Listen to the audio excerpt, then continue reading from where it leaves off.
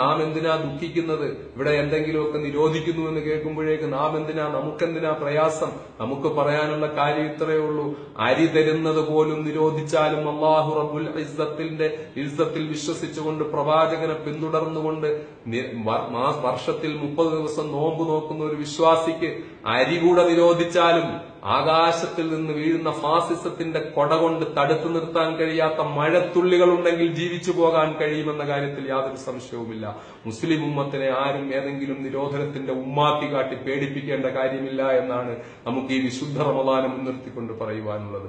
റമദാന്റെ തലേ ദിവസത്തിൽ പുതിയ തീരുമാനങ്ങൾ കൊണ്ടുവന്ന് മുസ്ലിങ്ങളെ പരാജയപ്പെടുത്താമെന്ന് കരുതുന്നവരോട് നിങ്ങൾ ഇത് മാത്രമല്ല, ബീഫ് മാത്രമല്ല, ആടും കോഴിയും സർവ്വ മീനും എല്ലാം നിരോധിച്ചിട്ട് അരിയും കൂടെ നിരോധിച്ചാലും ആകാശത്തുനിന്ന് വീഴുന്ന മഴത്തുള്ളികൾ ഉണ്ടെങ്കിൽ ഞങ്ങൾ ജീവിക്കും, പുഴയിലൂടെ ഒഴുകുന്ന വെള്ളമുണ്ടെങ്കിൽ ഞങ്ങൾക്ക് ജീവിക്കാൻ കഴിയുമെന്ന് കാണിച്ചു കൊടുക്കാനുള്ള ചങ്കുറപ്പും ജീവിത പരിചയവുമുള്ളവരാണ് മുസ്ലിം ഉമ്മത്ത്. ആ കാര്യത്തിൽ